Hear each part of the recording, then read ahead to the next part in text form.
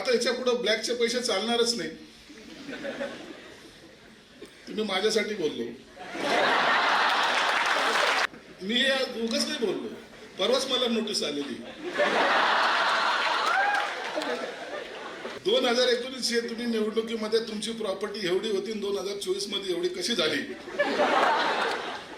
पैसे कमवणं सोपं आहे, पण ते वापरायचे कसे यात अवघड झालेलं आहे. संजय शिरसाटची इन्क्वायरी होणार नाही म्हणजे याचा अर्थ हे आहे की चोर चोर मौसेरे भाऊ. बोलताना त्यांची मध्ये जे मस्ती आहे ते आपल्याला स्पष्ट दिसतं की माझा कोणीही वाकडा करू शकत नाही.